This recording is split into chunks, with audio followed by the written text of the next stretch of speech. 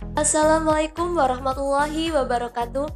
Hai Sobat MTS Mars, perkenalkan nama saya Mutia Apriani. Di video kali ini saya akan melanjutkan pembahasan tentang Nahdlatul Ulama. Karena kita warga Nahdiyin, wajib tahu sejarah salah satu ormas Islam terbesar di Indonesia agar kita tahu lebih dalam mengenai NU.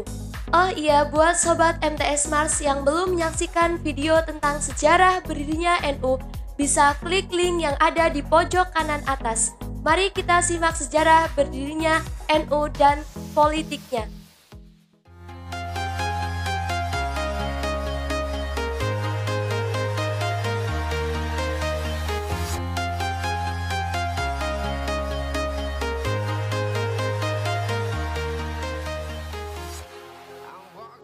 Suara para kader Nahdlatul Ulama tampak menjadi bagian penting dalam kancah pemilihan umum ataupun kepala daerah. Terlihat bahwa kaum Nahdiyin memiliki tuah politiknya sendiri, sehingga menjadi basis massa yang besar untuk diperebutkan. Lalu bagaimana sebenarnya sejarah NU sehingga bisa menjadi berpengaruh hingga hari ini?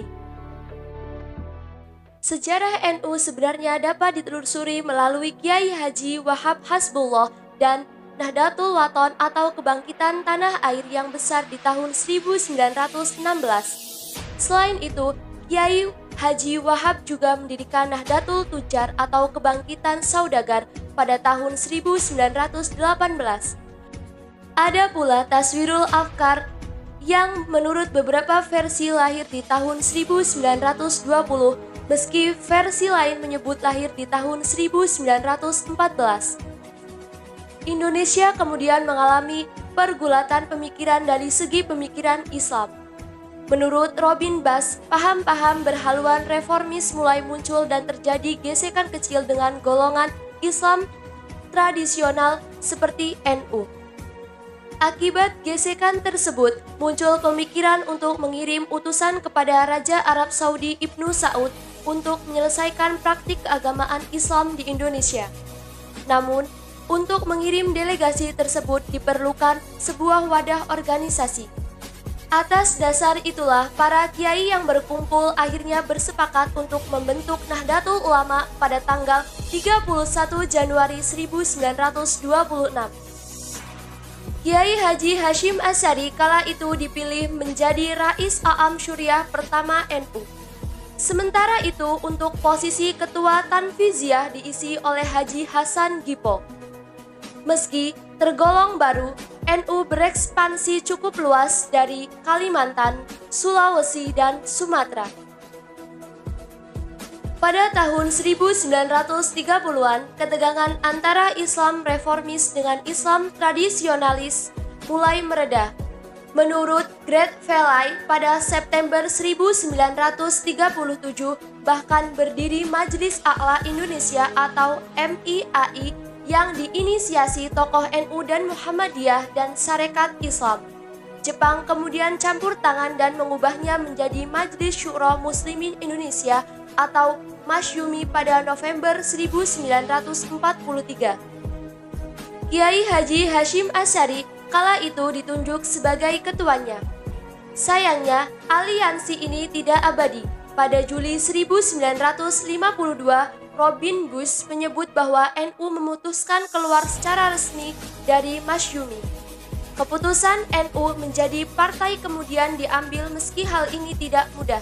Ada faksi seperti Kiai Haji Wahid Hasyim yang menganggap berpolitik bisa mengganggu tugas keagamaan mereka. Sementara itu, ada pula faksi seperti Kiai Haji Wahab Hasbullah yang menilai Islam tidak bisa dilepaskan dari politik.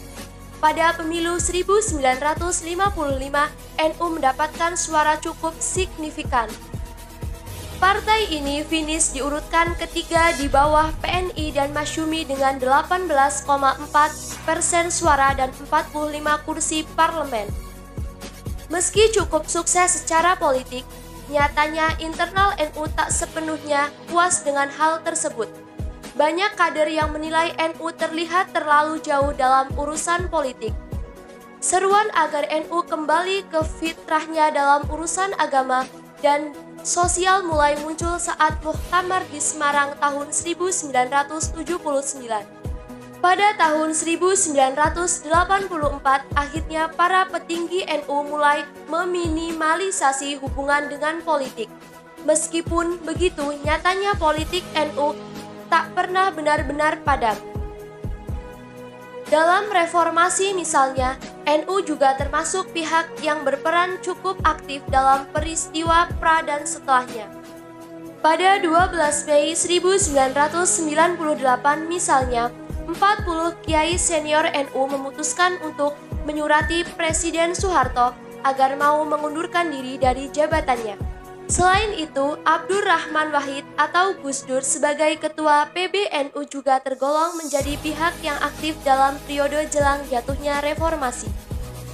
Saat Soeharto benar-benar jatuh, NU tetap terlihat aktif dalam kejadian politik setelahnya.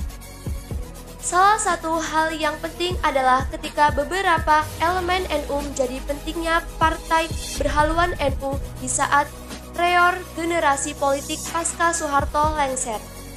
Gus Dur pada awalnya tidak setuju dengan paham NU berpartai politik. Meski begitu, tekanan dan momentum untuk mendirikan partai politik terlalu kuat untuk dibendung. Akhirnya pada 23 Juli 1998 berdirilah Partai Kebangkitan Bangsa atau PKB sebagai partai berhaluan NU di era pasca Orde Baru. Selain itu, partai-partai lain yang berafiliasi dengan NU seperti Partai Kebangkitan Umat atau PKU, Partai Nahdlatul Umat atau PNU, dan Solidaritas Uni Nasional Indonesia atau SUNI juga mulai bermunculan. Gus Dur boleh jadi kader NU dengan posisi politik paling tinggi pasca pemilu 1999. Putra Kiai Haji Wahid Hasyim itu terpilih menjadi presiden keempat Indonesia. Sejak saat itu, aktivisme politik NU menjadi lebih terlihat meski tak pernah ada partai NU secara formal seperti di tahun 1952. Hingga saat ini, NU menjadi salah satu kekuatan politik yang cukup diperhitungkan. Beberapa kadernya kerap dipinang menjadi pasangan bagi kandidat yang berlaga pada pemilu. Kiai-kiai menjadi sasaran sowan untuk meminta restu jika ingin bertarung dalam sebuah pemilu. Selain itu, kepengurusannya juga menjadi organisasi yang penting untuk dikunjungi dan diambil pengaruhnya. Dan sejalannya waktu, banyak kader NU juga yang menjadi pejabat negara seperti Kiai Haji Ma'ruf Amin yang kini menjabat menjadi wakil presiden. Hingga yang baru-baru kemarin Ketua Ansor Bapak Yakut Khalil Qaumas diangkat menjadi Menteri Agama menggantikan Bapak Fakhrur Razi. Dan untuk informasi, kader NU juga cukup kuat untuk selalu menempati posisi Menteri Agama. Mulai dari Kiai Haji Wahid Hasyim yang menjadi Menteri Agama pertama di Indonesia, dan beberapa tokoh NU lainnya seperti Surya Dharma Ali dan Lukman Hakim Saifuddin. Semoga langkah NU di Indonesia akan lebih berkembang dan menjadi penebar kebaikan untuk seluruh umat Islam di Indonesia. Amin.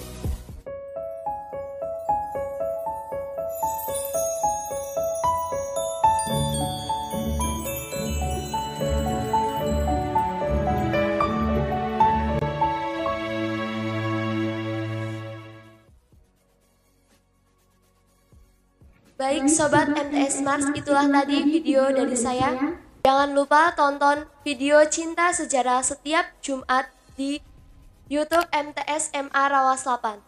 Terima kasih. Wassalamualaikum warahmatullahi wabarakatuh.